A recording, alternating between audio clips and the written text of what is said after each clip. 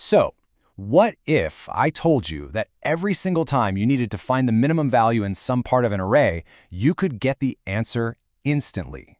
I'm not talking about loops, no complex traversals, just a single, simple lookup. Well, that's exactly what sparse tables give you. And today, we're going to break down exactly how they pull off this magic trick. It sounds a little too good to be true, right? I mean, if you've got this massive array and someone asks you for the minimum value between, say, index 100 and index 10,000, how could you possibly know the answer without looking at all the elements in between? Well, stick around because that's the exact problem we're about to solve. All right, so to really appreciate the genius of this solution, we first have to get crystal clear on the problem we're tackling. It's a real classic in computer science.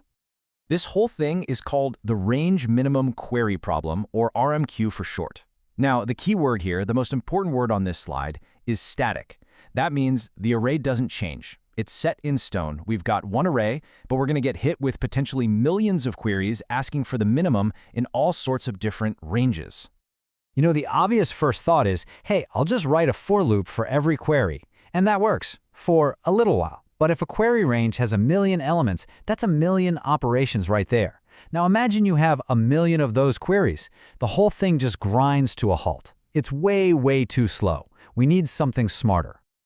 And that smarter way is built on a really, really clever insight. I like to call it the power of two trick. And it's all about preparing for the questions before they're even asked. So instead of calculating from scratch every single time, what if we did the work up front? What if we pre-calculated the minimums for every possible block of size 1, size 2, size 4, size 8, and so on? It sounds like a lot of work at the beginning, I know, but trust me, the payoff is absolutely huge. Okay, picture your array laid out flat. Think of it as layer 0. Now, above it, we're going to build a new layer, layer 1. Each entry in this new layer is just the minimum of 2 elements from the layer below it. Then we do it again. We build layer 2 on top of that, where each entry is the minimum of 4 of the original elements. We just keep building these summary layers up and up. Okay, now here it is. This is the secret sauce. This is the whole magic of the sparse table. It turns out that any possible range you could ever be asked for, I don't care how long or weird it is, can be completely covered by picking just 2 of our pre-computed power of 2 blocks. Just 2. Okay, I can hear you thinking it. Wait a minute. If you take one block that starts at the left end of the query and another block that ends at the right end, won't they overlap in the middle?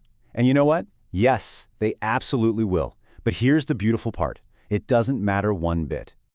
And the reason it works is because the minimum operation is idempotent. Yeah, it's a fancy word, but the idea is super simple. It just means that doing the operation multiple times on the same thing doesn't change the result. Finding the minimum of a set of numbers that includes, say, the number 3 twice is the exact same as finding it with the number 3 only once. The overlap is totally harmless.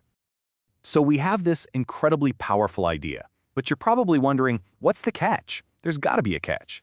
Well, let's talk about that setup cost. We know the what and the why, so now let's look at what it costs us to do all this pre-computation.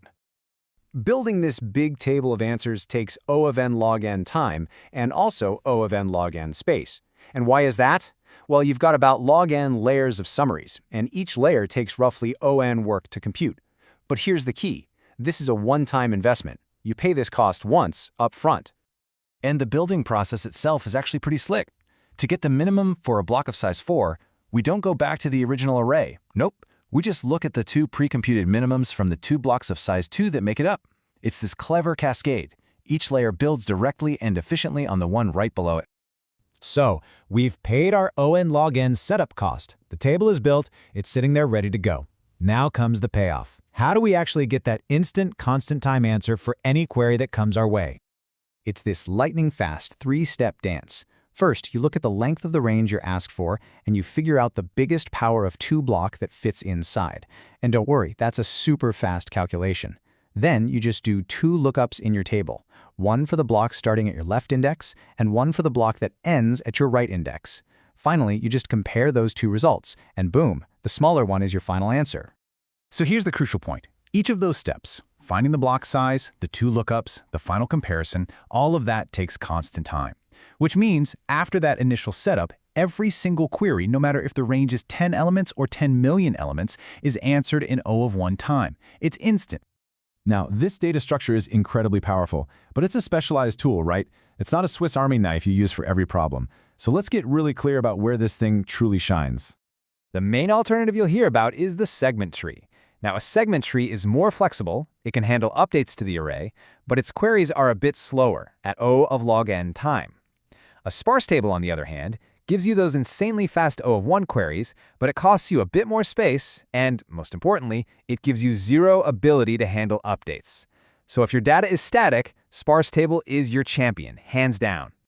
And I'm going to say this again because it is the single most important limitation to remember. If even one number in your original array changes, the whole pre-computed table is now worthless. It's completely invalid. You have to throw the whole thing away and rebuild it from scratch, which, remember, takes another O(n) log n time. So, let's say you're in a technical interview. Here are your key talking points. Number 1, emphasize that this is for static arrays only. Number 2, explain the concept of idempotency. That's the why behind the overlapping trick. 3, mention it also works for other idempotent operations, like max or GCD, but it totally fails for some. Why? Because adding a number twice definitely changes the answer. And finally, if they ask about ties, just mention a simple policy, like always returning the leftmost index of the minimum. And really, that's the core of it. The true power of a tool like this isn't just solving the RMQ problem itself, but using it as a super fast building block for much more complex algorithms, like finding the lowest common ancestor in a tree. So the question I want to leave you with is this. Now that you have the power of instant range queries in your toolkit, what new possibilities, what problems that seemed impossible before, are now open for you to solve?